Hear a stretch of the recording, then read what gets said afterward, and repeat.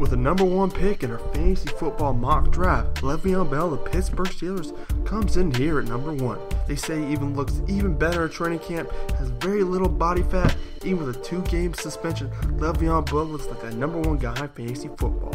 Last year he had 1,361 rush yards, 8 rushing touchdowns, 854 receiving yards, and 3 rushing touchdowns. That is a lot of fantasy football points. The Pittsburgh Steelers use him in a majority of ways.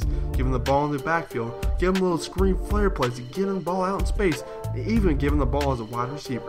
Le'Veon Bell's going to get plenty of goal line carries as well. But if you pick Le'Veon Bell early in the first round, make sure you get his handcuff to DeAndre Williams in the later rounds.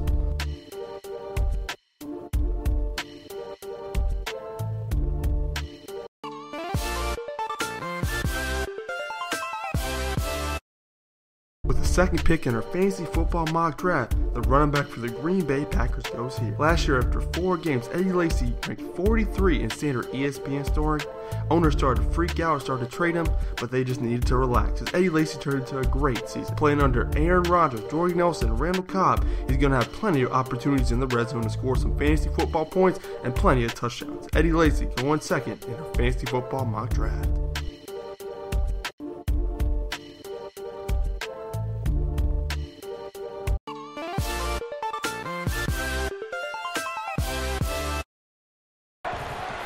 And they'll run the football with Charles. Gonna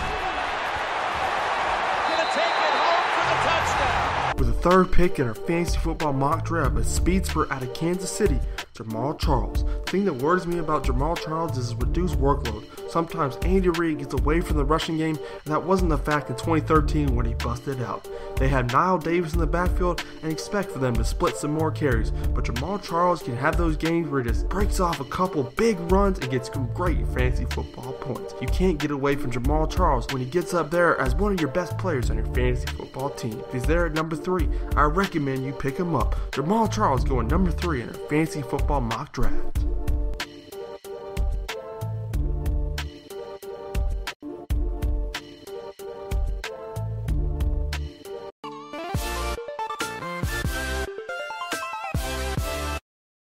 With the fourth pick in our fantasy football mock draft, all-day AP goes here. While he's age 30 and his carries 2,054, our red flags Adrian Peterson is one of the best running backs in NFL history for a reason. I think this season he's going to run angry and try to prove the doubters wrong that he can still be dominant in the NFL. Plus, with new weapons in Teddy Bridgewater, Kyle Rudolph, Mike Wallace, Charles Johnson, he's got a lot more weapons that he's never had on the team so far. With all these red flags, is Adrian Peterson a risk here at #4? Yeah, sure, but if he can have a great season that we're used to Adrian Peterson having, he can lead your fantasy football team to a winning season.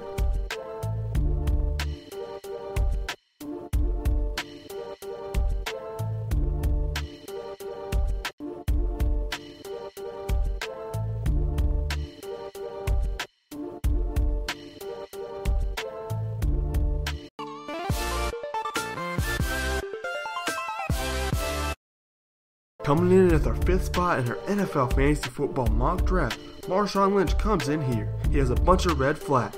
In 4 straight seasons, he has 280 carries. He's only the 15th running back to do that.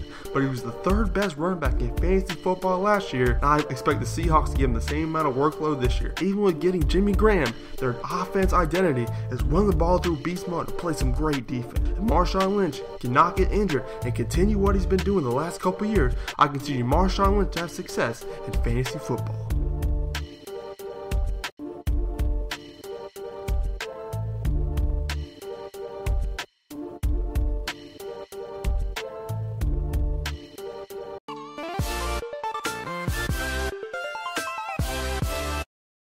Coming in at #6 in our fantasy football mock draft, Namaste Arian Foster. This guy's got all the skills. One of the best one-cut backs in the NFL. He had 1,246 rush yards, 8 rushing touchdowns, 327 receiving yards, and 5 reception touchdowns. That is a lot of offensive production for a fantasy football team. The only thing wrong with Arian Foster that he is very injury prone. You never know how many games he's going to play. Even last season he considered retirement. But if Arian Foster can stay healthy, he can be one of the best fantasy football running backs that you can draft in the first round.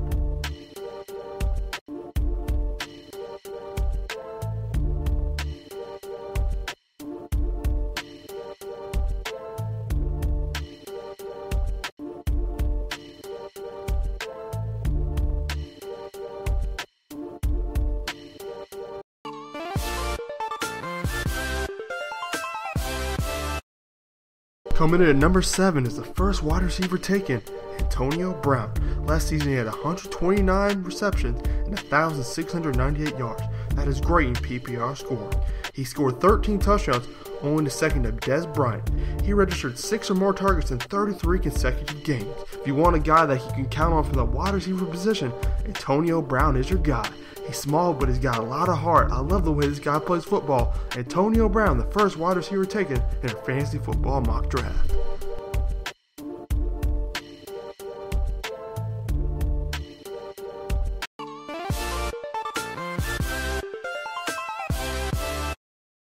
Coming in at the 8th spot in our fantasy football mock draft is the bowling ball out of Denver, C.J. Anderson.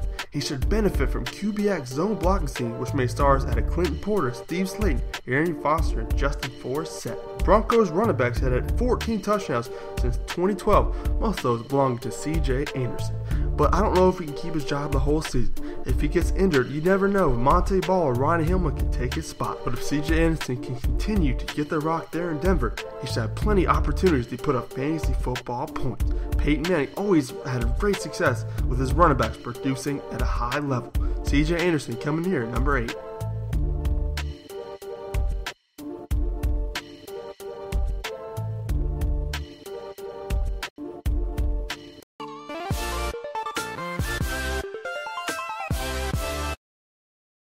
Matt Forte of the Chicago Bears. He's had 250 touches in all 7 of his seasons, and he turned 30 this year. There are some red flags, but what I like about Matt Forte is he is a complete back. He can pass block, he can run, and he can catch passes out of the backfield, noticed by 102 catches last year on the season.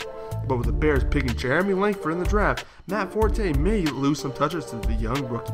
But Matt Forte should be a solid running back on your fantasy football team.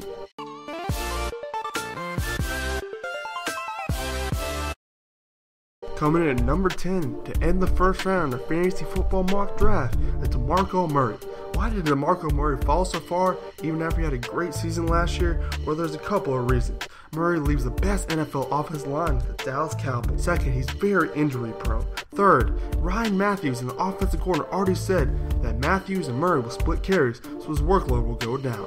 I'm not too high on DeMarco Murray either this year, even after that great season. Sure, he's got some talent, but there's a lot of obstacles for him to overcome. But if you get him as late first round, early second round, he could be worth the risk. DeMarco Murray coming in here at number 10.